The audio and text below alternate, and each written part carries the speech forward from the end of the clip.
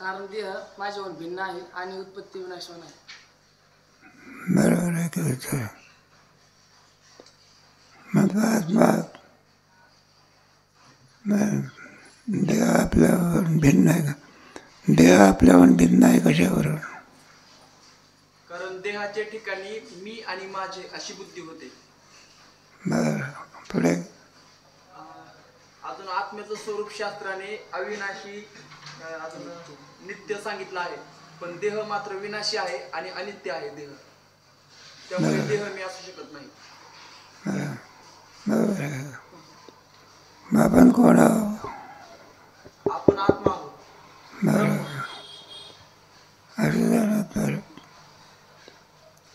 आता त्याच्यामध्ये आत्मा किंवा स्वरूप आहे? ब्रह्मस्वरूप आहे. अरे सद्रूप आहे. पुढे सद्रूप, चिद्रूप आणि आनंदरूप. आनंदरूप. आता कोणत्या पदाचं व्याकरण झालं? पण दुसरा प्रश्न आहे ना, हा संसार कुठून? जगाचा करता कोण आहे? ईश्वर. ईश्वर कशावरून आहे? अरे ईश्वर सिद्धी करून दाखवली पाहिजे. हा, ईश्वर जगाचा करता. सर्वज्ञ सर्वशक्तिमान आहे. सर्वज्ञ सर्वशक्तिमान आहे. बरं का, एवढ्यावरून का मागते का? आणखी सगळे सर्वज्ञ सर्वशक्तिमान ते ईश्वर होईल. अरे ते काय होईल नाही सांगता येत. अरे बाकीचे म्हणतील आम्ही सर्वज्ञ काय शक्तिवान आहे, आम्ही कोण? कर्तुम अकर्तुम अन्यथा कर्तुम सामर्थ्य. असं सामर्थ्य ईश्वराकडे आहे. कर्तुम अकर्तुम आणि अन्यथा कर्तुम सामर्थ्य ईश्वराकडे आहे. कीर्तनातले विषय आहे. अरे जगाची उत्पत्ती कोण करतो? तो मी जगाचा ना, हे उत्तर आहे. आकाश आहे सर्वत्र.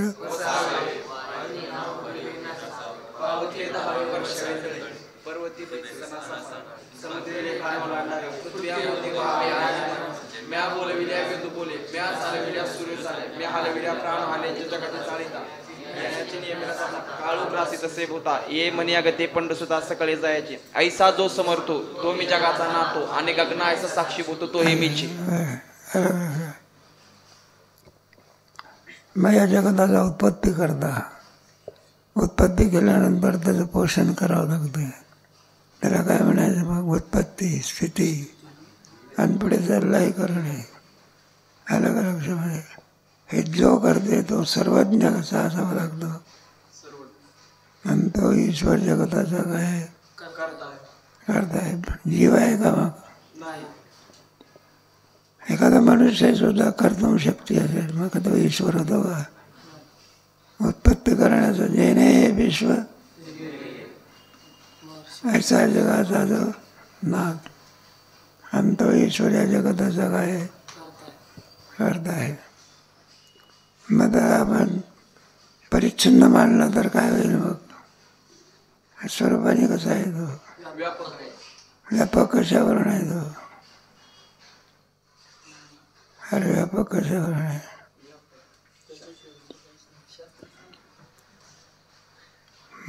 नाही सांगता. आकाश सुद्धा काय आहे? व्यापक आहे. मग आकाश ईश्वर होईल. आकाश सापेक्ष व्यापक आहे. हा, हे उत्तर आहे. पण ईश्वर निरपेक्ष व्यापक. निरपेक्ष काय आहे? व्यापक आहे. त्याच्या इतकं दुसरं कोणी काय नाही. व्यापक नाही. अलग अलग. पुढे ईश्वराचं चाललं होतं आपलं नाही का? तर या जगताचा काय करताय. कळलं? सुटला का प्रश्न तो करायला? नाही, उत्तरांना सुरुवात व्हायची अजून. अच्छा की परिच्छेद क्रमांक 29 मी कोण आहे या प्रश्नाच्या उत्तरास आरंभ. श्री गुरु म्हणतात, प्रथम प्रश्नाचे उत्तर हे की तू सत चित आणि आनंद स्वरूप आहेस. देह असत जड आणि दुःखरूप आहे, म्हणून देहाहून तू निराळा आहेस, म्हणून करता भोगताही नाहीस. करता नाही आणि काय नाही. भोगता नाही.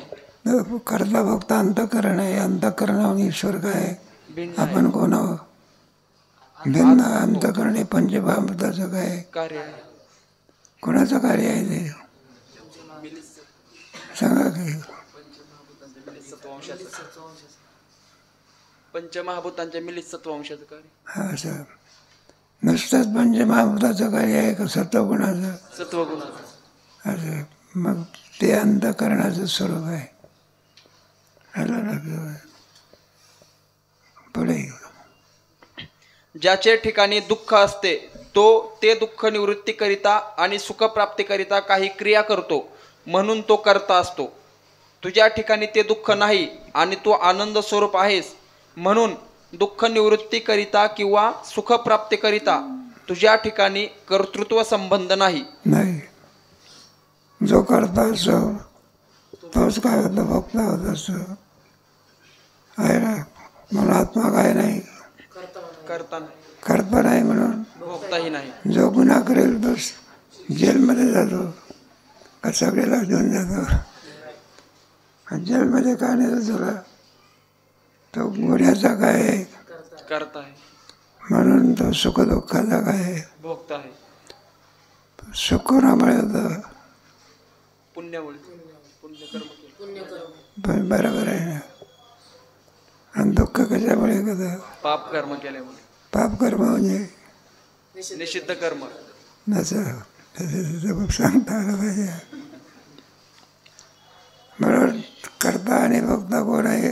अंतःकरण. आत्म्याच्या ठिकाणी कर्तृत्व येईल काय नाही. मग भोगतृत्व आहे. त्याच्याहून तो असंग स्वरूपात आहे. पुढे ज्या अर्थी करता नाहीस त्या अर्थी भोगताही नाहीस.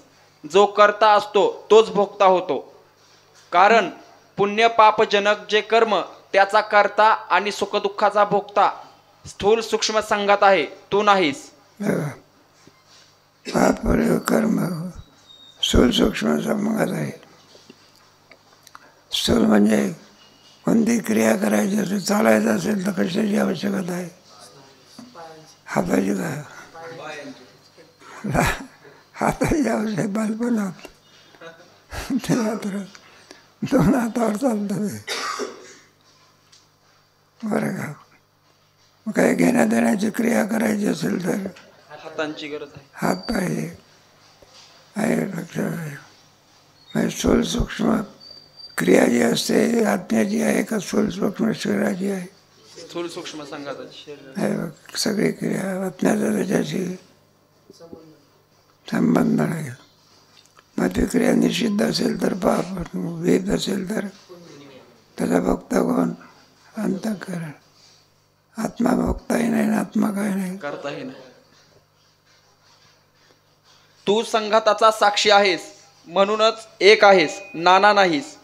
जर आत्माच करता भोगता मानला तरच त्याचे ठिकाणी नानात्व अनेकत्व येईल. लोक एकच काय करते आणि भोगते मानला असतं तर करते आणि भोगते एकच आहे का अनेक आहे?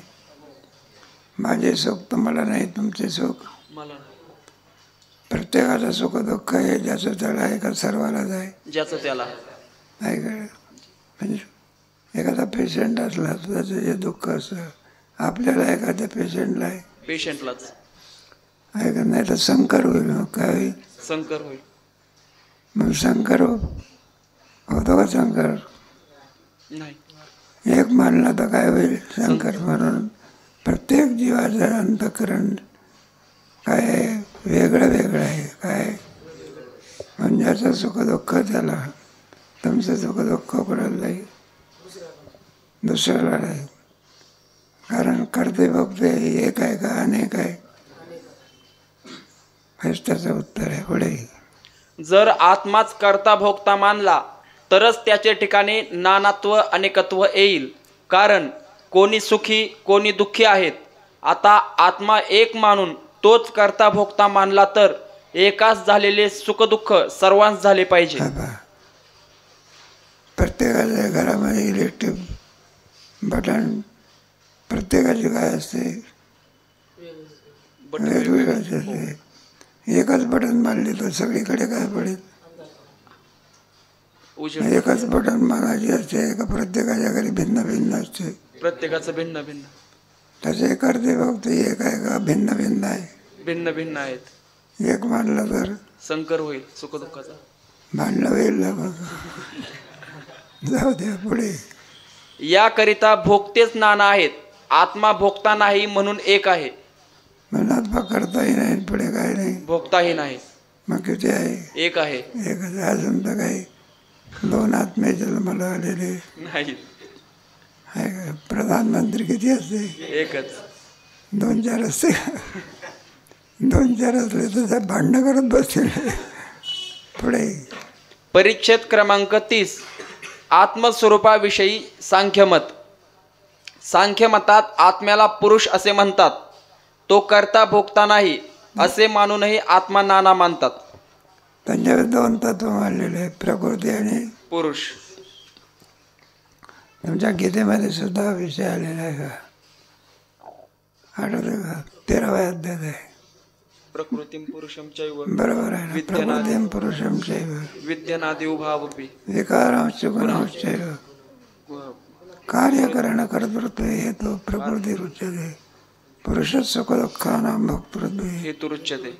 आहे का? प्रकृती पुरुषाचा विवेक. 2 तत्व मानलेले आहे, एक प्रकृती आणि पुरुष. वेदांतामध्ये 2 आहे का एक आहे? एकच. एकमेव अद्वितीय ब्रह्म. नैयायिकाने किती मानलेले आहे? तर्कसंग्रह झाला नाही आपला. 7 तत्व मानले. द्रव्य गुण कर्म सामान्य विषय समवाय आणि अभाव. लक्षणाचा द्रव्य म्हणजे गुणाश्रयत्वम द्रव्यत्वम. जाऊ द्या आपलं हे.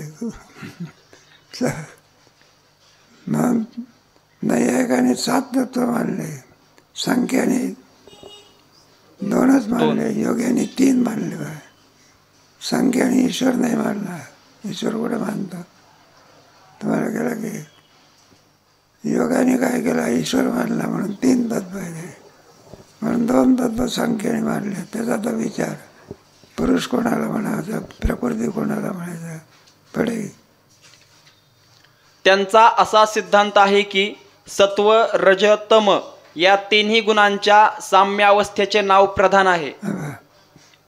माया म्हटल्यानंतर त्याच्यामध्ये किती गुणाचे 3 आहे? 3 गुण. 3 गुण कोणते आहे? सत्व रज तम. बरं, अधिक गुण आहे का? नाही. मग 3 गुण आहे तुझ्या ठिकाणी नाही का? तुम्हाला 7व्या अध्यायामध्ये करा. त्रिवीर्गुण वैभवे सर्वमिदं जगत् मोहितम नामे जानाति मां. मामेभ्यः परमं. नाही का? सत्वं रजस्तम इति गुणाः प्रकृती संभवा निबध्नन्ति महाभावने. कोणत्या अध्यायातला आहे? अजून व्हायचं. जाऊ दे. प्रधान प्रकृती आहे, विकृती नाही. प्रकृती म्हणजे उपादान कारण आणि विकृती म्हणजे कार्य. प्रकृती कोणाला म्हणायचं? उपादान कारणाला. उपादान कारण. आणि विकृती म्हणजे कार्याला. कार्य आहे का नाही? उदाहरणार्थ घट आहे, त्याच्यातलं उपादान कारण कोण आहे? मृत्तिका आहे का नाही? आणि पुढे कार्य घट. अरे उपादान कारण मृत्तिका झाली, पुढे कार्य राहिलं ना. हो, कार्य घट. उपादान कारणाला प्रकृती म्हणायचं आणि घटाला काय म्हणायचं? विकृती. 2 समजलं. कार्याला काय म्हणायचं? विकृती. कार्याला विकृती. प्रकृती नाही तर विकृती. विकृती नाही तर मग पुढे वाचा. प्रधानापासून महत्त्व आहे म्हणून महत्त्व विकृती आहे आणि प्रधान महत्त्वाची प्रकृती आहे. हे पहा, कार्यकारणाचा विचार. घटामध्ये माध्यम उपादान कारण आहे आणि जे नामरूप आलेलं आहे ज्याला घट म्हणतात त्याला काय म्हणायचं? विकृती. त्याला कार्य म्हणायचं. काय म्हणायचं? पण कार्याला उपादान करण्याची काय असते? आवश्यकता असते. उपादान कारण फुलच नाही तर माळी हार कसा करेल? नाही म्हणलं अवतारी फार हुशार आहे, चांगले पदार्थ काय करतो. मग त्याला विचारलं, म्हणला तुझी कीर्ती फार आहे, तू फार हुशार आहे पक्वान्न करण्यामध्ये, आमच्याकडे जेवण आहे की. मग काय करायचं, तू यायचं की. तर म्हटलं आता पक्वान्न तयार करायचे, मटेरियल आणून द्या ना. मला मटेरियल लागतं का. किती हुशार असला आचारी तरी त्याला काय द्यावं लागते. मग किती कुंभार हुशार असला तर मातीच नाही तर कुंभार काय करणार. मी काय निमित्त कारण, दुसरा कोण आहे, माती कोण आहे, आणि कुंभार. कुंभाराला निमित्त कारण का म्हणायचं. त्याच्या कार्यामध्ये सहाय्य, त्याच्या सहाय्याने घडतो. त्याच्या कार्यामध्ये त्याच्या सहाय्याने, कुंभाराच्या सहाय्याने घटाची निर्मिती होते, त्याच्यामुळे निमित्त कारण. आणि मृत्युकेचा मातीमध्ये प्रवेश आहे घटामध्ये म्हणून उपादान कारण. पण निमित्त कारण काय आहे. ज्याचा कार्यात प्रत्यक्ष प्रवेश नाही, परंतु ज्याच्या उत्पत्ती स्थिती लयासाठी ज्याच्या असल्याने कार्य होते त्याला निमित्त कारण म्हणतात. काय म्हणतात पुन्हा. अरे ज्याचा कार्यात साक्षात प्रवेश नाही, परंतु ज्याच्या असल्याने कार्य होते त्यास निमित्त कारण म्हणतात. ज्याच्याशिवाय कार्य होऊ शकत नाही त्याला काय म्हणायचं, निमित्त कारण. आणि उपादान कारण. ज्याचा कार्यात प्रवेश असतो आणि ज्याच्या वाचून कार्य राहत नाही त्याला काय म्हणायचं, उपादान कारण. ती प्रकृती अनादी आहे म्हणून विकृती नाही, आणि महत्त्व, अहंकार आणि पंचतन मात्रा ही 7 परस्परात मागीलांच्या विकृती आणि पुढीलांच्या प्रकृती आहेत. पुरुष आहे ना तो कोणाचं कार्यही नाही, आणि तो कोणाचं कारणही नाही, तो प्रकृती नाही काय नाही, विकृतीही नाही. आता का हे झालं पुरुषाचं वर्णन, आणि प्रकृतीच्या बाबतीचं वर्णन चाललेलं आहे. वाचा. या रीतीने 7 प्रकृती विकृती आहेत, आणि पंचभूते, दशेंद्रिये आणि मन ही 16 विकृतीच आहेत, प्रकृती नाहीत. 7 कोणत्या प्रकृती आहे. ती पुढे सांगणार आहे.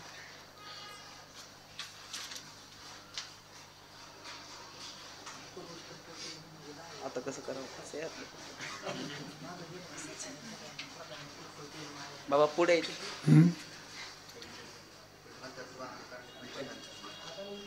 कुठे लिहिले. महत्त्व, अहंकार. बरोबर आहे ना. महत्त्व 1, अहंकार 2 आणि पंचतन मात्रा किती झाले. 7. अरे 7 झाले की. हो 5 आणि 2 7. पंचतन मात्रा, महत्त्व आणि अहंकार, अहंकार किती झाले. 7 झाले. ह्या काय आहे, प्रकृती विकृती. प्रकृती आणि विकृती. प्रकृती आहे आणि काय म्हणा विकृती आहेत. आहे. एखादा बार असला झाडाला, तो काय झाला, विकृती झाला, आणि पुढे फळ आलं म्हणजे काय झाला, तो प्रकृतीचा. बाराशिवाय आंब्याला काय येत नाही, फळ येत नाही. नाही का लक्षामध्ये. बारच नाही तर आंबा आहे का. नाही. मग आंबा काय झाला, विकृती. बार काय झाला, प्रकृती. बरं बारा याला झाडच नाही तर बार येतं का. नाही. मग झाड कोण आहे, प्रकृती. आणि बार कोण आहे, विकृती. विकृती. असं लावायचं. आणि पंचभूते, दशेंद्रिये आणि मन ही 16 विकृतीच आहेत, प्रकृती नाहीत. 16 कोणते, 5 भूते. नाही 5 ज्ञानेंद्रिय, 5 ज्ञानेंद्रिय, 5 कर्मेंद्रिये, पंचमहाभूते आणि मन. मन किती झाले, 16 झाले. काय करे, पंचमहाभूत, 5 कार्यान्द्रिय, 5 ज्ञानेंद्रिय, 15, आणि मन 1, 16. ह्या काय आहे, विकृती आहेत, प्रकृती नाहीत. विकृती म्हणजे कार्य आहेत. कार्य आहे, त्याच्यापासून काही घडू शकत नाही. हे बा, एखादं झाड असलं त्या झाडाला पानं येतात, तरी मग शेतकरी काय करत असतो, पुढे त्याला संत्र्याचं झाड आहे, अगोदर काय असते पानं, पुढे बार येत असं पुढे ठळक फळ येत असते. आलं ना का? बार कोण झाला प्रकृती आणि फळ काय झालं विकृती. बरं झाडच नाही तर बार कुठून येईल? मग झाड काय झालं प्रकृती. बार कोण झाला विकृती. अरे हे परस्पर असं तसे तसे किती तत्व 17 घेतले ना. 5 ज्ञानेंद्रिय 5 कर्मेंद्रिय 5 पंचमहाभूते आणि मन 16. 16 आहे. हे काय आहे? विकृती आहेत. विकृती आहे. विकृती म्हणजे कार्यच आहे फक्त. काय आहे? कार्य आहेत. तर कोणाला काय नाही. कारण नाहीत. म्हणजे कोणालाच कारण नाही त्याला काय म्हणायचं कार्य. आणि कारण झालं तर मग कारण ते प्रकृती. ते प्रकृती म्हणायचे. कारण असेल तर प्रकृती आणि कार्य असेल तर विकृती. प्रकृती. दूध आहे. दुधाचं काय होत असते दही. मग कारण कोण झालं दूध. आणि प्रकृती विकृती कोण दही. नाही. 7 भावात पहिला वडीलच असतो आणि शेवटचा धाकटाच असतो. मधील 5 मात्र परस्परात वडील धाकटे असतात. बा तुम्हाला कधी पत्रिका येतो ना मंगल कार्याला आमच्या नाही का ज्येष्ठ चिरंजीवाचं काय विवाह लागत आहे. ज्येष्ठ म्हणजे पहिला नंबर असला की ज्येष्ठ. त्याला ज्येष्ठ पाहिजे. आणि लहान असेल तर कनिष्ठ. आमच्या कनिष्ठ पोराचं काय लग्न आहे. मधल्याला कनिष्ठही म्हणता येत नाही. काय म्हणता येत नाही. ज्येष्ठही म्हणतायत. म्हणता येते का? पहिला असेल तर ज्येष्ठ खालचा असेल तर कनिष्ठ. आणि मधले ज्येष्ठ कनिष्ठ काय आपापसात. तसे मधले ज्येष्ठ नाही काय नाही. पुढे म्हणजे मागील भावांपेक्षा धाकटे व पुढील भावांपेक्षा वडील. पुरुष कोणाची प्रकृती किंवा विकृती नाही. कारण जो कोणाचा हेतू असतो त्यास प्रकृती म्हणतात आणि जो कार्य असतो त्यास विकृती म्हणतात. पुरुष काय नाही प्रकृती नाही आणि विकृतीही नाही. त्याच्यापासून काहीच होत नाही म्हणतो. काय नाही प्रकृती नाही. प्रकृती नाही. अरे आणि तो कोणापासून होत नाही. पुरुष कोणापासून होतो का नाही. मग काय नाही. तो विकृतीही नाही. प्रकृतीही नाही काय नाही. विकृतीही नाही. त्याच्यापासून काही होत नाही म्हणून तो काय नाही प्रकृती नाही. आणि तो आत्मा कोणापासून होतो का नाही. आता घट आहे का आत्मा मातीपासून झाला मग तो काय नाही. कोणापासून होत नाही मग विकृती नाही. आणि आत्म्यापासून काय होते का म्हणतो काय नाही. म्हणजे आत्मा प्रकृती नाही आणि आत्मा काय नाही. हे सांख्य विवेक चालला. थोडक्यात आहे जास्त नाही. जास्त दिला असते तुम्ही झोपा काढल्या असते. सांख्य दर्शन आहे बघा. त्याच्यामध्ये सगळा विचार केलेला आहे. हे सॅम्पल आहे आपलं थोडासा. पुढे अभ्यास करण्याकरता सांख्यशास्त्र आहे ना. कपिल महामुनीने लिहिलेलं कोणतं शास्त्र आहे? सांख्यशास्त्र. पतंजलीने लिहिलेलं योगशास्त्र. योगशास्त्र. प्रत्येकाचे.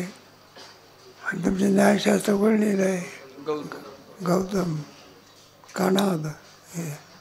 त्याच्यामध्ये प्राचीन आणि न्याय नवीन न्याय नवे न्याय म्हणतात. दर्शनकाराची काय आहे नावे? आस्तिक दर्शनकार. पुढे नास्तिक दर्शन. आस्तिक दर्शनकार. न्याय. पुढे वैशेषिक. मीमांसा. मीमांसा म्हणजे 2 उत्तर मीमांसा आणि पूर्वमीमांसा. आणि न्यायशास्त्र सांख्य योग. वैशेषिक. वैशेषिक. वैसे पुढे पूर्वमीमांसा उत्तरमीमांसा. 5 आणि किती 6 शास्त्र आहे ना. एक न्याय. दुसरं वैशेषिक, योग, सांख्य, पूर्वमीमांसा आणि उत्तरमीमांसा. किती झाले? 6 झाले. आता काय बरे वाचा. पुरुष कोणाचा हेतू नाही म्हणून प्रकृती नाही आणि कोणाचे कार्य नाही म्हणून विकृती नाही. त्याच्यापासून काही होत नाही म्हणून प्रकृती नाही. प्रकृती नाही. आणि तो कोणापासून होत नाही म्हणून विकृतीही नाही. म्हणजे काय नाही तो प्रकृती विकृतीपासून असंग. कार्य कारण नाही तो. जे कार्य बळे पुरुष असंग आहे. या रीतीने एक पुरुष, एक प्रकृती, एक महत्त्व, एक अहंकार, 5 तन्मात्रा, 5 भूते, 10 इंद्रिये आणि 1 मन अशी 25 तत्वे सांख्य मतात मानतात. किती जातं 25 तत्व. आता बेरीज करत त्याची. एक पुरुष, एक प्रकृती किती झाले 2, बळे एक महत्त्व 3, एक अहंकार 4, पंचतन्मात्रा 9, 5 भूते 14, 10 इंद्रिये 24 आणि 1 मन 25. मग किती तत्व झाले 25 तत्व झाले कोणाचे सांख्याचे. बळे त्यांच्या मतात ईश्वराचा अंगीकार नसून प्रकृती स्वतंत्र जगत कारण आहे. ती पुरुषाला भोग मोक्ष देण्याकरिताच प्रवृत्त होते. बाबा ते काही ईश्वर काय करीत नाही मानित नाहीत. ते म्हणला का नाही तर ते म्हणला प्रकृतीच काय देते भोग मोक्ष सर्व काही करते. ते कोण करते प्रकृतीच. विद्या मध्यंतरी ईश्वर मानून करायचं काय कशाला पाहिजे. मी अभी भी राजी तो क्या करेगा. एक मला राजी असेल काजीचं काय नाही काम नाही. त्याच्यात कशाचं काम बीच में मेरा जात नाही. तुझं खंडन आहे की पुढे तुमच्या होऊन गेलेलं आहे. नाही मला वाटतं व्हायचं पुढे आहे खंड. हां पुढे आहे खंड. पुढे आहे की कर्मच फळ देते असं जर म्हटलं तर चोरी केलेल्या माणसाचा हात काय झाला पाहिजे लगेच जायला तुटून पडायला पाहिजे. काय काय मग काही कालानंतर तुटतो ना भोगावं लागते. यावरून काय सिद्ध होते कोणी ना कोणीतरी फलदाता आहे त्या कर्माचा फलदाता असला पाहिजे. कर्मच फळ देते तर ताबडतोब काय झालं पाहिजे लगेच फळ दिलं पाहिजे. मग ताबडतोब मिळत असते कालांतराने कालांतराने. आहे का आपण जे काही बघत असतो ना पाप पुण्य हे मागच्या जन्माचं काय आहे कर्माचं फळ आहे. नाही ना ते कर्म चुकत नसते बाई. या जेव्हा जरी केलं तरी दुसऱ्या कोणीतरी आणि कसं खाली यायची बा फोड व्हायचा. डॉक्टरकडे गेला डॉक्टरने सांगितलं म्हणलं हे बा हा फोड कशा नाही तो तुम्हाला हे फोड वगैरे. तेव्हा तुम्ही काय करा गोड खात असतं का म्हणलं गोड खात असतो की म्हणलं काय खात असतं साखर का गूळ वगैरे. साखरेपेक्षा गुळ चांगला आहे म्हणलं गुळ घेत असतो काय घ्यायचे म्हणलं एक गुळाचं काय परिणाम आहे म्हणलं गुळ खाणं काय करून द्या. त्यानं महिनाभर काय केलं गुळ काय केलाच नाही खाल्लाच नाही बा. तरी फोडं येणं काय झाले नाही बंद पडले नाही. तो म्हणलं का महिना झाला गुळ खाणं सोडून दिला तरी फोडं येणं काय होत नाही. मग आता तर म्हणलं मी काय करीत नाही.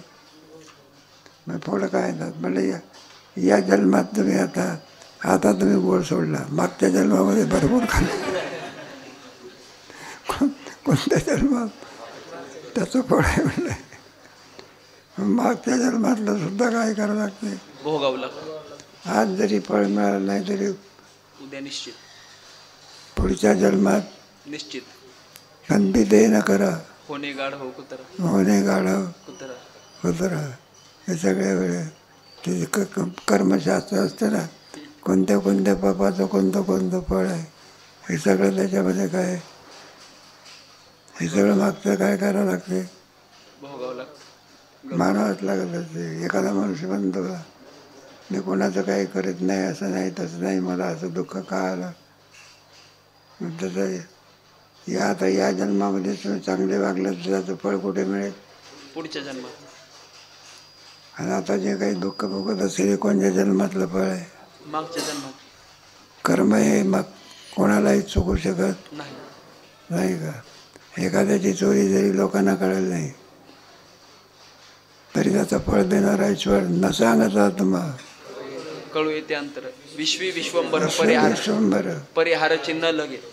आहे का नाही. एखाद्या पोराने मार्क भरपूर मिळाले लोकांना वाटते चांगला केला अभ्यास, पण त्याला माहिती, पण त्याला माहिती असते. म्हटलं बऱ्याचसा कॉपी करून दुसऱ्याला जरी कळलं नाही तरी झालं घायचं. जाऊ दे, हे केलेलं कर्म हे काय करावं लागते, भोगूनच संपवलं. मग तो कोणी असू द्या, अभंग वगैरे पर्यायची गवारा सादर कर्मे कर्मे निर्वंश झाले, सगर दिले दिले सारंग झाला पुरंदर सहस्त्र नयन. सहस्र इंद्र जरी होता पण किती छिद्र पडले, इंद्रा पडली. हे फळ काय करा जे काही नाही, राजा असो का कोणी असो दे, केलेल्या कर्माचं फळ काय करू लागतं. पण ते तुमचे काय आहे, मीमांसक पण काय मानत नाही, मग ईश्वर मानत, आणि तो कर्मच काय देतो, फळ देतो. त्याचं पुढे खंडन करायचं आहे. पुढे वाचा. पुरुष असंग आहे, त्यास प्रकृतीच्या विषयरूप परिणामापासून भोग होतो आणि बुद्धीच्या विवेकरूप परिणामापासून मोक्ष होतो. तो मात्र असंग स्वरूपात आहे पुरुष. मग हे बंधन मोक्ष कुठून आले, बुद्धीमुळे. बुद्धीच्या ठिकाणी विवेक असेल तर मोक्ष, आणि बुद्धीच्या ठिकाणी अज्ञान असेल तर भोग. हे सगळं बंध आणि मोक्ष. आत्मस्वरूपाच्या ठिकाणी ना बंध नाही आणि मोक्षही नाही, आणि काही नाही, मग मोक्षही नाही. मग बंधन मोक्ष कुणामुळे, बुद्धीमुळे. नाही का. मग त्या बुद्धीच्या ठिकाणी विवेक असेल तर मोक्ष, आणि अज्ञान असेल तर भोग, बंध. नाही का. अज्ञान आत्मस्वरूपाच्या ठिकाणी ना अज्ञानही नाही, असंग स्वरूपात आहे. काय तुम्हाला आहे ना, सगळे परिणाम कोणाचे आहे, वासना कुठे राहत असतात, अंतःकरणात, बुद्धीत. त्यालाच म्हणतात अंतःकरण, बुद्धी, मन. बरं का. ते अंतःकरण आहे. संकल्प विकल्प करत असेल तर निश्चय करत असेल तर बुद्धी. बरं का. संकल्प विकल्प अहंकार घेत असेल तर अहंकार, अभिमान घेत असेल तर अहंकार.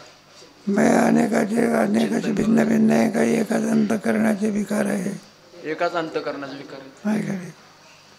तेच अंतःकरण निश्चय करीत असेल तर बुद्धी, संकल्प विकल्प करीत असेल मन चिंतन करत असेल, चिंतन करत असेल तर चित्ताला विनिवेश होत असेल तर अहंकार. एका ह्याचे म्हणून बुद्धीच्यामुळे विवेक असेल तर मोक्ष, आणि त्या बुद्धीला विवेक नसेल तर बंध. हे कोणावर अवलंबून आहे सगळे. बुद्धीवर. परिवर्तन हे कशात होत असते, बुद्धीत होत असते. बुद्धीत होत असते. आपल्याला ज्ञान कुठं, आत्म्याला कुठं ज्ञान होत असे का, नाही. मग ज्ञानानं अज्ञानाचं भांडार कुठं आहे, बुद्धीत आहे का. 26 निश्चयात्मिका बुद्धी संकल्प विकल्पकम म्हणा असं कोण केलं. त्या बुद्धीमध्ये तुम्हाला केलं की दुसऱ्या गीतेच्या तरंगामध्ये बुद्धीचं वर्णन आहे. व्यवसायात्मिका बुद्धी रे बुद्ध व्यवसाय नाम काय करे. तर कर्मठाची बुद्धी वेगळी, ज्ञात्यापर्शाची गोष्टी वेगळी. या बुद्धीचं वर्णन पुन्हा 18व्या अध्यायामध्ये आलेलं आहे.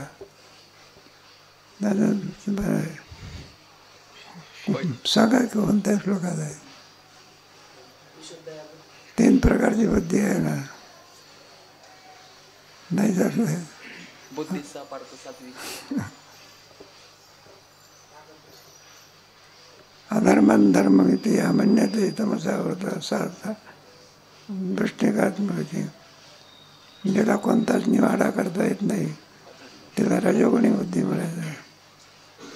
आणि केवळ पापाला काय समजते, पुण्य, तिला कोणती बुद्धी म्हणायचं, तमोगुणी बुद्धी आहे. नाहीत का श्लोक, जाऊ द्या, उद्या पाठ करून आणा. 3 प्रकारचे घेतलेले आहे. काय प्रवृत्तींच्या निवृत्तींचे. जनान विजरासुरा सबुद्धी सात्विकी. जिला प्रवृत्ती आणि निवृत्ती करायची त्या बुद्धीला कोणची बुद्धी म्हणायची, रजोगुणी. जाऊ दे. उद्या सांगा की पाहून पुढे. पुरुष असंग असल्यामुळे त्यास भोग मोक्ष घडत नाहीत हे खरे. तथापि ज्ञान, सुख, दुःख, राग, द्वेषादी बुद्धीचे परिणाम आहेत. त्या बुद्धीस आत्मविवेक नाही, म्हणून आत्म्याचे ठिकाणी आरोपित बंध मोक्ष आहेत. बुद्धीच्या ठिकाणी हे सगळे आहे. विवेक विवेक का होत नाही? त्याच्यामध्ये सगळे विकार भरलेले असतात. काय भरलेले असतात? विकार. त्याच्यामुळे ती बुद्धी विचार करण्याकरता समर्थ होऊ शकत नाही. नाही का? विचार करण्याकरता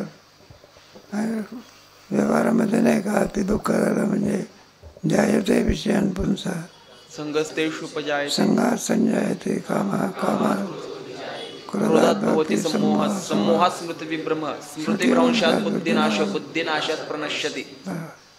संपलं की बुद्धी सगळं बुद्धीवर मग परधर्मी लोक काय करतात? आपली बुद्धी काय करून टाकतात? भ्रष्ट करून टाकतात. काय म्हणलं तुमचा काही धर्म असा आहे का तसा आहे का? माळ घालायची कशाला? काय फायदा आहे? दर्शनाला जायचं आणि एक तास फुकट गमवायचा. आमचा धर्म त्याच्यापेक्षा कसा आहे? श्रेष्ठ आहे. म्हणून लगेच तुळशीचं झाड फेकून देत होतो. गळ्यातली माळ काय करतो? काढून टाकतो. मग त्यांनी काय केलं? बुद्धिभेद. त्याची बुद्धी काय केली? परिवर्तन केलं. विकृती केली. काय केली? विकृती. मग प्रचार करणारे लोक असतात ना ते म्हणजे आहे ना नाना प्रकारचे धर्म आहे ना त्यांच्यामध्ये या गोष्टी जाऊ दे आपल्या. म्हणून आपल्या धर्माच्या ठिकाणी बुद्धी काय पाहिजे? स्थिर पाहिजे. किती माणसं लोकांनी आपल्याला म्हटलं तुम्ही बाई आहे तुम्ही बाई आहे. 50 लोक म्हणत तरी आपण सुद्धा आपला निश्चय त्यांच्या म्हणण्याने बाई होत असतो का आपण? नाही. मग लाख जगी म्हटलं की बाई आहे बाबा मी कोण आहे? पुरुष. मग तो स्वतः बाई म्हणायला लागतो का? नाही. मग त्याचे सगळे हिंदू जगात कोणत्या धर्माचं श्रेष्ठ धर्म कोणता आहे? सनातन धर्म. हिंदू. सनातन धर्म. त्यालाच हिंदू धर्म म्हणायचं. काय म्हणायचं? हिंदू. आता हिंदू धर्माची संख्या काय व्हायला लागली? कमी व्हायला. बोलतात धर्म पेरलेलं उगवत नाही. काँग्रेसची गावात काय खरं नाही. अरे हिंदू लोकांची संख्या कमी झाली तर उद्या काय होईल? बहुमताचा निवडून कोण येत? मग सगळे त्याचे कायदे आपल्याला काय करावं लागेल? पाळावे लागतील. काय काय जाऊ दे आपला राजकारण विषय नाही. असा विवेक नाही असा अविवेक सिद्ध आत्म्याच्या ठिकाणी जो भोग त्यामुळेच आत्मा भोगता असे म्हणतात. खरोखर तो भोगता नाही. आत्मा काय नाही? भोगता नाही. आत्मा काय नाही? करताही नाही. दोन्ही नाही का? आत्म्याच्या ठिकाणी कोणते व्यापकात क्रिया नसते. आकाशामध्ये क्रिया आहे का? नाही. काय क्रिया नाही? ती व्यापक आहे. व्यापक. तिला कुठं क्रिया होत असते का? क्रिया होण्याकरता काहीतरी पोकळी लागलं. तसा आत्मा व्यापक असल्यामुळे त्याच्या ठिकाणी कोणती काय नाही आहे का नाही? एखादा कल्पना करता एखादा भाडेकरू आहे. आता भाडेकरू आपलं सामान सगळं घेऊन जात असतो दुसऱ्या घरामध्ये. त्याला विचारलं म्हणलं का सगळं नेलं का तुम्ही? हा म्हणलं सगळं. काही राहिलं का भाड्याच्या घरात? काही राहिलं. म्हणले आकाश नेता येते का? का नेता येत नाही? ज्या घरी न्यायचं त्या घरी असून त्याचा अभाव पाहिजे. काय पाहिजे? या घरात जसं आकाश आहे तेच आकाश कोणत्या घरात आहे? म्हणून व्यापकाच्या ठिकाणी काय नाही असं आत्मस्वरूपाच्या ठिकाणी काय नाही. म्हणून आत्मा काय नाही? करताही नाही. भोगताही. आणि जो करता असतो तोच काय असतो? भोगता असतो. कोणी गुन्हेगाराला सरकार शिक्षा देत असते का? जो गुन्हा करीत त्याला कोणालाही देते का? तो एखाद्याने म्हटलं मला का शिक्षा देतात? आम्ही काय वेडे आहो का म्हणा? काय कोणीतरी आपला मनुष्याला दर्शनाला चालला होता एखाद्या या चॅप्टर माणसाने पाहिलं, अरे म्हणलं याच्या खिशामध्ये काय आहे, पाकिटात ते पैसे बिल देण्याकरता फुलाचे. त्याला कळून चुकलं खिशामध्ये काय आहे, पैसे नाही पाकिट आहे. ते काय केलं पाहिजे, त्याने शिक्षण घेतलेलं असते, प्रशिक्षण म्हणतात. पाकिट कसं मारायचं बरोबर, त्याला काही दर्शनाला जायचं नसते. मग आपण नाटक करतो आणि पाठीमागून गोळीने काय जातो चालतो. शेवटी दर्शन करायचं का पाकिट मारायचं बरोबर कळू देत नाही बघा. आणि पाठीमागून त्याच्या खिशात काय घालतो, पाकिट मारतो, हात घालतो. आणि त्याला कळून चुकलं कोणाला, मालकाला. अरे म्हटलं हा काय मारून झाला, पाकिट काय करा. मग हात धरला, त्याचा काय धरला, हात धरतो आणि कोणाकडे नेऊन नेला, पोलिसाकडे. हा म्हणलं मला आलं का लक्षामध्ये, पोलिसाकडे काय घेऊन जाता. त्याने सांगितलं म्हटलं तू काय का, म्हणलं आम्ही एवढंच चुकलं, स्वतःच्या खिशात हात घालण्याच्या ऐवजी हात कोणाच्या खिशात घालून पाहिजे, तो कोणाच्या खिशात घातला. मला तेवढ्या करता जेलमध्ये चला. आता तू गुन्हेगार झाला, काय झाला, मग गुन्हेगार झाला, शिक्षा काय झाली पाहिजे, झालीच पाहिजे. नाही ना, जो करता असतो तोच कोण होतो, जो करताच नाही तो कसा होईल. भोक्तृत्व बुद्धीच्या ठिकाणी आहे, ती आत्म्याहून भिन्न आहे. अशा ज्ञानालाच सांख्य विवेक म्हणतात. त्यांचा विवेक कोणता आहे, तेव्हा बुद्धी आत्म्याहून काय आहे, भिन्न आहे. आत्मा कोणाचं कार्य आहे का, नाही. कोणाचं कारण आहे का, नाही. बुद्धी भोक्ता कार्य आहे ना. कार्य आहे कुणाचं. तुम्हाला 5व्या तरंगात गेलं की सूक्ष्म दृष्टी सांगितली ना, त्याच्यात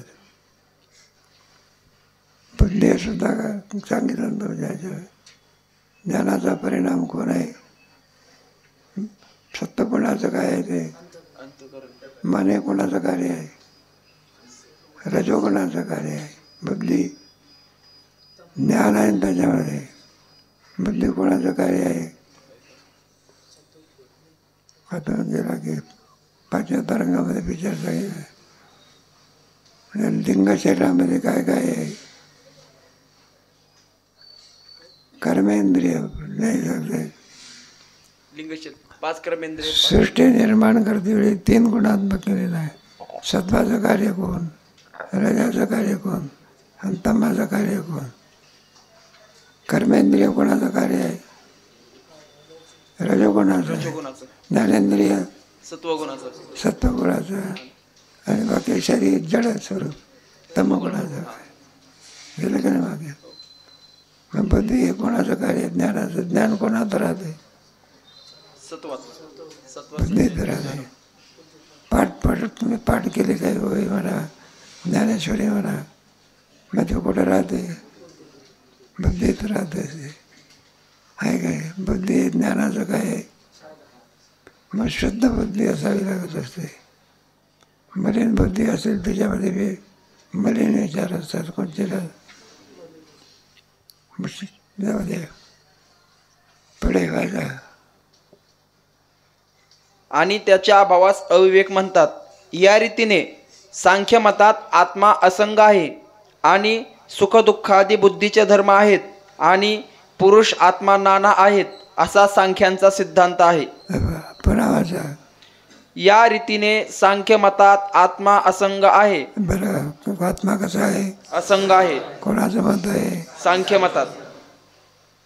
असंग असंग कोणाला म्हणायचं, स्वगत सजाती विजाती आहे, भेदरहित, देश काल परिचय शून्य आहे.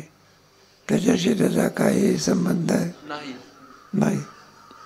असून सुद्धा त्याचा किती पाऊस पडला तर आज आकाश सुद्धा भिजत असते कधी नाही. मग आकाश त्याच्यावर काय ते असंग आहे का. पाण्याने आपला कपडा जसा भिजतो तसा आकाश भिजला का कधी? नाही. मग किम स्वरूप आहे ते? असंग स्वरूप आहे. असं किती ऊन तापलं तरी आकाश तापते का? नाही. मग आत्मा मला आकाश कसं आहे? हे पहा, एखादा कुंभार असतो आणि तो तुमच्या घटाची काय लावतो, हे लावतो, भाजतो बघा तो. हे पिठा असतात, काय करतात? भाजतात. कोणी ते घटपिठा काय करावं लागते? भाजावं लागतं. भाजावं म्हणजे हे होते काय, खापरं म्हणा किंवा काय म्हणा. मग त्याच्यामध्ये आकाश आहे की नाही? हो. घटामध्ये काय आहे? आकाश आहे. मग आकाश हे भाजले जाते का? नाही. आकाश जसंच आहे तसंच. मग आकाशाला अग्नी जाळू शकत नाही. आकाश जसंच आहे तसंच. तसं आत्मा किम स्वरूप आहे? असंग स्वरूप. असंग स्वरूपात आहे. तो कोणत्याच्याने लिप्त होऊ शकत नाही. तो पापाने नाही ना कशा नाही, पुण्याने नाही. मग त्याला असंग स्वरूपात आहे. जय जय देव ज्ञानेश्वरीची आहे. जय जय देव निर्मल म्हणा. त्याला कोणताही पॉलिसा मळ लागू शकत आहे का? तो असंग स्वरूपात आहे. कोणत्या स्वरूपात आहे? आपली जीभ आहे का नाही, अनेक पदार्थ खाते ते, जसा मळ झाला लागते का कधी? आहे का नाही? म्हणून असंग कोणाला म्हणायचा? रावणे सुद्धा त्याचा त्याच्याशी संबंध आहे नाही. त्याला काय म्हणायचं? असंग. समुद्रात पाण्यात सुद्धा काय आहे? आकाश. आकाश आहे ना. जाऊ द्या पाहते सायन्स असते ना, त्याच्यामध्ये याचा विचार असतो, त्याला पदार्थ विज्ञानशास्त्र, केमिस्ट्री वगैरे असते ना त्याच्यात, फिजिक्स केमिस्ट्री. त्याच्यामध्ये 2 गट, ऑक्सिजन कसा निर्माण होतो, हायड्रोजन कसा निर्माण होतो. जाऊ दे. म्हणून आकाश कसं आहे? व्यापक आहे. त्याचं असंग स्वरूपात आहे. पण आकाश कार्य आहे. पंचमहाभूताचं काय ते? कार्य. आत्मालाच संबोधतात आणि ते कार्य आहे. मग आत्मा कोणाचं काय नाही? कार्य नाही. आत्मा कार्य मानला तर तो विकारी होईल, विकृती होईल. तो विकृती. कार्य मानला तर त्याला कारण लागतं ना. कारण मग कोणापासून? विकृती. हे बघ, आत्मा जर कार्य म्हटलं तर कार्य जरा उत्पत्ती असते. काय असते? उत्पत्ती असते. मग आत्म्याची उत्पत्ती कोणापासून? दुसरा आत्मा मानावं लागेल. दुसऱ्याची त्या दुसऱ्या आत्मा. कोणता दोषी? पुढे अनवस्था दोषी. पुढे सांगू तुम्हाला 6व्या अध्यायामध्ये आहे. पुढे सुखदुःखादी बुद्धीचे धर्म आहेत आणि पुरुष आत्मा नाना आहेत असा सांख्यांचा सिद्धांत आहे. सगळे सुख दुःख वगैरे कोणाचे धर्म आहे? प्रकृतीचे. बुद्धीचे. आत्म्याचा त्याच्याशी काही संबंध नाही. नाही. असं असूनही सुद्धा आत्मे किती मानले त्याने? नाना मानले. एक मानला का नाना? नाना मानले. एकच आत्मा कोणी मानला? वेदांताने. आणि बाकीच्याने आत्मे किती मानलेले आहे? नाना मानले. प्रत्येक जीवाला एक एक काय मानलेला आहे? आत्मा. आत्मा मानलेला आहे. त्याचा कसा घोटाळा होतो पुढे खंडन करते वेळी आणखी त्याचा विचार केलेला आहे. नैयायिकाने सुद्धा आत्मे किती मानले? नाना मानले. पुढे न्यायमत येणार आहे तुम्हाला. त्या न्यायमताचा विचार पुढे हे सांख्यमत झाल्यानंतर पुढे न्यायमत आहे. मग वेदांताचा आत्मा किती आहे? एक. एकमेव द्वितीयम ब्रह्म. सद्रूप. पुढे चिद्रूप. आनंदरूप. आनंदरूप. पुढे ब्रह्मरूप आहे. ब्रह्मरूप का म्हणायचं त्याला? आत्म्याला कुठे नाव असते का? पण त्याला बृहदात्म त्याच्यामध्ये वृद्ध हो. ज्याच्या इतका निरपेक्ष कोणी नाही, व्यापक आहे म्हणून त्याला ब्रह्म म्हणायचा. काय म्हणायचं त्यालाच? आत्म्याच्या अंतःकरणाची उपाधी लागली, परिच्छिन्नता आली म्हणजे त्याला आत्मा सतत व्यापन होती ती आत्मा. ज्याला कोणतीच उपाधी नाही, व्यापकत्व त्याला ब्रह्म असं म्हणत असतात. तात्पर्य कशाकरता सांगितलं? सगळं सजातीय विजातीय वेदरेज्ञ देश काल परिच्छिन्न सद्रूप चिद्रूप आनंद स्वरूप एकमेव अद्वितीयम असं जे तत्व असते त्याला ब्रह्म असं म्हणतात. त्याच्याशिवाय दुसरं काहीही नाही.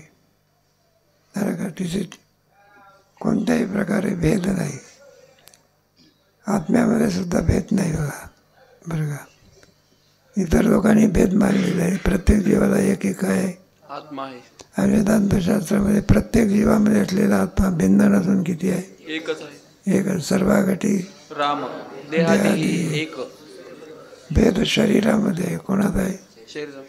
पण आत्मा किती आहे? आहे का? भेद उपाधीमध्ये आहे. आकाशामध्ये भेद आहे का?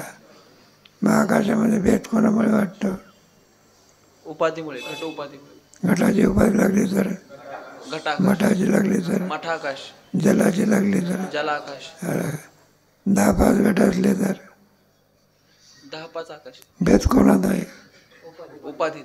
आकाशात आहे का? नाही. आकाश किती आहे? एकच. 1000 घट काय असे ना, पण आकाश किती आहे? एकच. मग त्याच्या ठिकाणी अनेकत्व कोणामुळे आलं? उपाधीमुळे. मग आत्मा एकच आहे. अनेकत्व कोणाला मिळालं? शरीरामुळे. शरीर भिन्न भिन्न आहेत. आत्मा किती आहे? एकच आहे. एकच आहे. म्हणजे अर्थ एकच आहे. अर्थ परिच्छिन्न नसून काय? व्यापक आहे. आहे का रे? हे त्याचा विवेक आहे. तर आत्मविवेक म्हणतात. कोणता? आत्मा अनात्मविवेक, सत्यमिथ्या विवेक असे असं विद्या किंवा नासत्व विद्यते भाव. नाभावो विद्यते सुत उभयोरपि दृष्टवंतस्तोनयोस्तत्वदर्शिभिः. गीतेमध्ये बऱ्याच ठिकाणी आत्मविवेक केलेला आहे. न जायते म्रियते वा न कदाचिन नायं भूत्वा भविता वा न भूयः अजो नित्यः शाश्वतोऽयं पुराणो न हन्यते हन्यमाने शरीरे. म्हणून याला आत्मविचार म्हणतात. मी कोण आहे असा करावा. आणि म्हणे ज्ञानेश्वर निवृत्तीचा. असं संख्याने आत्म्या किती मानले मग?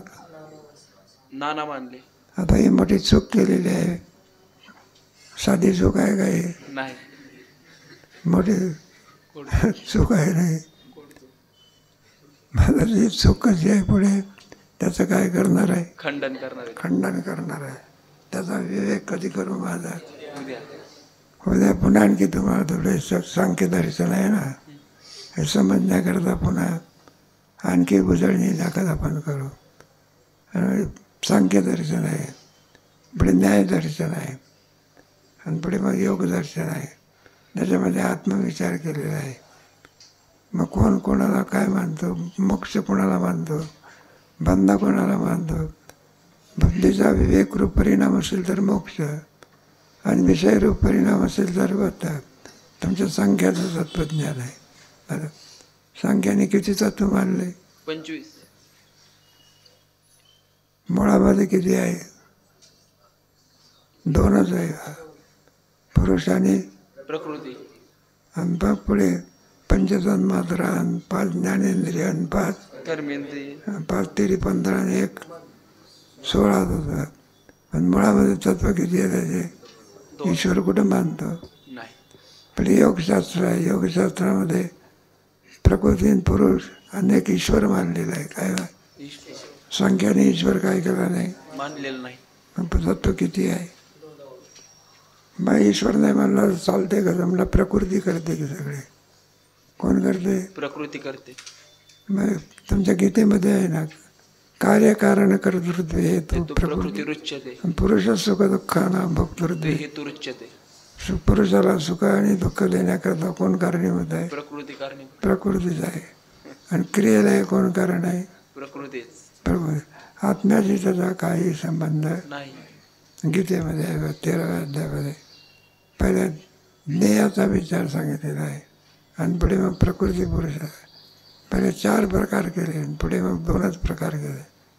4 प्रकार कोणते? ज्ञान, अज्ञान, अरे नाही, जाऊ द्या. 4 प्रकार केले नाहीत. ज्ञान सांगितलं, पुढे काय सांगितलं? अज्ञानम यदसोन्यथा. जाऊ द्या.